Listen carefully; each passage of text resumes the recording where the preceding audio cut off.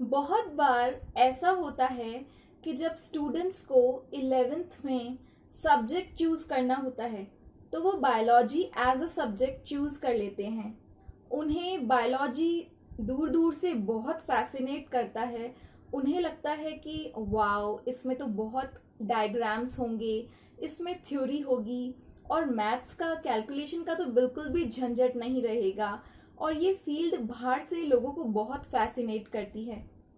तो स्टूडेंट्स ले लेते हैं। उनके पेरेंट्स भी कई बार उन्हें सजेस्ट करते हैं कि वो बायोलॉजी ले लें, क्योंकि मैथ्स के स्कोर उनके अच्छे नहीं होते या कैलकुलेशन में वो स्टूडेंट्स थोड़े वीक होते हैं, इस वजह से।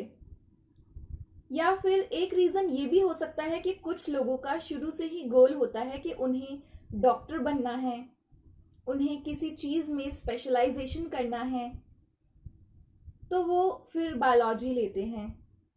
लेकिन क्या होता है कि 11th और 12th पास आउट करने के बाद कई स्टूडेंट्स को ऐसा फील होने लगता है कि हम तो फंस गए, हमने ये फील्ड गलत ही चुन ली, क्योंकि NEET is not everyone's cup of tea. पहली बात तो पास करना ही आसान काम नहीं है, और दूसरी बात अगर पास कर भी लिया तो फिर डॉक्टर बनना भी तो आसान काम नहीं है। कितनी सारी पढ़ाई करनी होती है, कितने घंटे पढ़ना होता है, और फिर इतने साल अपने जीवन के डॉक्टर बनने के लिए देने पड़ते हैं। तो स्टूडेंट्स कहीं ना कहीं कई बार पछताने लगते हैं कि हमने बायोलॉजी गलत ही ले ली। ऐसे स्टूडेंट्स के लिए आज मैं आपके साथ में शेयर करने वाली हूँ कुछ ऐसे फील्ड्स बायोलॉजी के जो शायद इतने ज़्यादा पॉपुलर नहीं हैं, जिनके बारे में लोग इतना ज़्यादा जानते नहीं हैं, बट वो फील्ड्स एग्जिस्ट करते हैं। और अगर आपने बायोलॉजी ली है तो नीट के अलावा वो फील्ड्स आपको ऑप्शन देते हैं करियर बनाने का। Hey guys, welcome to my channel. I am Shreya, और आज हम डिस्कस करेंगे बायोलॉजी लेने के बाद आपके पास करियर बनाने के और कौन कौन से ऑप्शंस मौजूद हैं।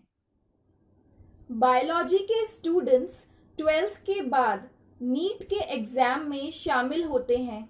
ये भी एक बेटर ऑप्शन है, लेकिन इसके अलावा कई दूसरे ऐसे ऑप्शंस हैं जिन पर गौर किया जा सकता है। बायोलॉजी से जुड़े कई ऐसे फील्ड्स हैं जिनमें कैंडिडेट्स की डिमांड बढ़ रही है। आइए जानते हैं बायोलॉजी के स्टूडेंट्स के पास 12th के बाद क्या क्या ऑप्शंस मौजूद हैं। The very first field is microbiology. Microbiology के अंदर माइक्रो ऑर्गेनिजम्स की स्टडी की जाती है। टेक्निक और इलेक्ट्रॉन माइक्रोस्कोप के कारण ये फील्ड पहले से बेहतर हुआ है। माइक्रोबायोलॉजी की खास बात ये भी है कि इस सब्जेक्ट के जरिए करियर के लिए कई ऑप्शंस मिलते हैं, जैसे कि इम्यूनोलॉजिस्ट।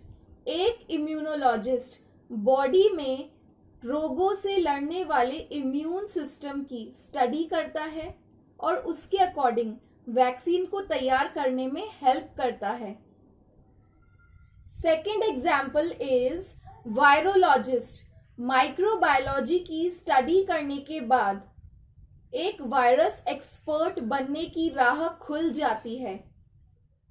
नई बीमारियों के पनपने के साथ वायरोलॉजिस्ट की डिमांड बढ़ रही है। Third example is food scientist. Food safety, quality और फूड प्रोडक्ट की प्रोसेसिंग में एक फूड साइंटिस्ट की अहम भूमिका होती है। फूड की क्वालिटी को मेंटेन करने में फूड साइंटिस्ट हेल्प करते हैं। सो अगर आपने माइक्रोबायोलॉजी की फील्ड सेलेक्ट करी है तो आपके पास हैं ये 3 ऑप्शंस अपना करियर बनाने के लिए: immunologist, virologist and food scientist. Now the next field we are going to talk about is ecology. Science stream से जुड़ा ये ऐसा करियर ऑप्शन है जिसके बारे में कैंडिडेट्स कम इंटरेस्ट दिखाते हैं।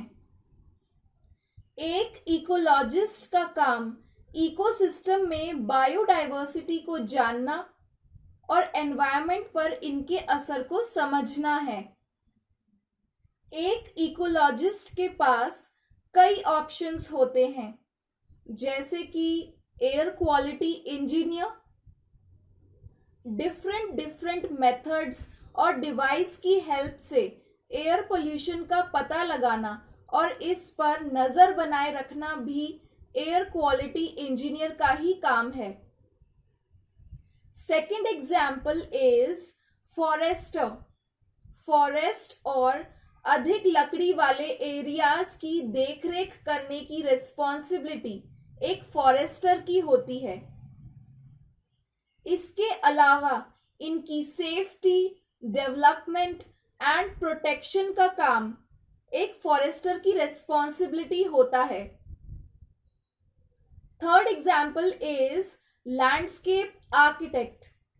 ऐसे इंफ्रास्ट्रक्चर की प्लानिंग करना जो नेचुरल एनवायरनमेंट को बढ़ावा दे सके, ये काम एक लैंडस्केप आर्किटेक्ट का होता है।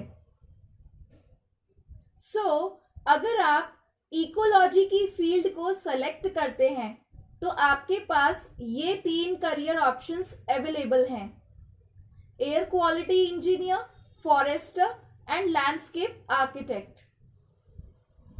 Now the next field we are going to talk about is botany.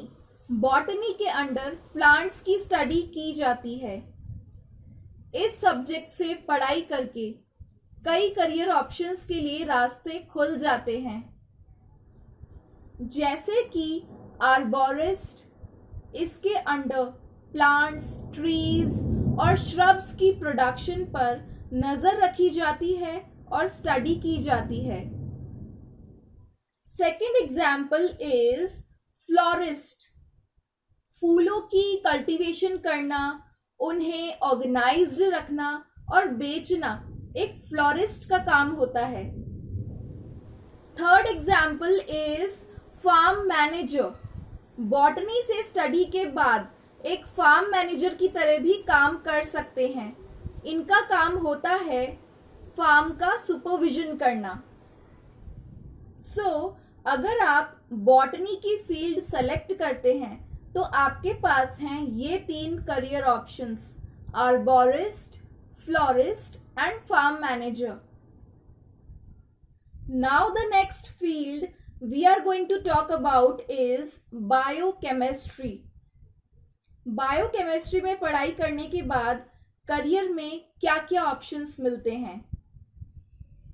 Number 1 is forensic biologist. DNA test करना और क्रिमिनल इन्वेस्टिगेशन में हेल्प करना एक फोरेंसिक बायोलॉजिस्ट का काम है। Number 2 is endocrinologist. हार्मोन्स और उनसे जुड़ी बीमारियों को समझना ही एंडोक्राइनोलॉजिस्ट का काम होता है। अगर आप बायोकेमिस्ट्री की फील्ड सेलेक्ट करते हैं तो आपके पास होंगे ये 2 career options: forensic biologist and endocrinologist. Now the next field we are going to talk about is marine biology. Marine biology के अंडर सी क्रिएचर्स और वहां के इकोसिस्टम की स्टडी की जाती है। इस फील्ड में क्या क्या करियर ऑप्शंस मिलते हैं? Number 1 natural resource technician. Natural resources की मॉनिटरिंग करना इस एक्सपर्ट का काम होता है। Number 2 fish culturist. मछलियों की संख्या को बढ़ाना, उनके ट्रांसपोर्टेशन और डिस्ट्रीब्यूशन पर नजर रखना एक फिश कल्चरिस्ट का काम होता है। अगर आपने मरीन बायोलॉजी की फील्ड सेलेक्ट करी है तो आपके पास होंगे ये 2 career options: natural resource technician और फिश कल्चरिस्ट। बायोलॉजी में करियर बनाने के लिए इन ऑप्शंस को चुनते समय अपने इंटरेस्ट को भी ध्यान में रखें और उसके बाद ही किसी डिसीजन पर पहुंचें। हालांकि अगर आप कोई भी डिसीजन नहीं ले पा रहे हैं तो करियर काउंसलर्स की हेल्प से आप अपने लिए अच्छा करियर ऑप्शन चुन सकते हैं. So guys, that's all for this video. I hope you liked today's video and found it to be helpful. If yes, then please show me your support by giving this video a big thumbs up and do subscribe to my channel. Don't forget to share my videos among your family and friends. I have a lot more to share with you all. Keep loving me, keep supporting me. Wish you all the very best and thank you so much for watching. Choose your career wisely.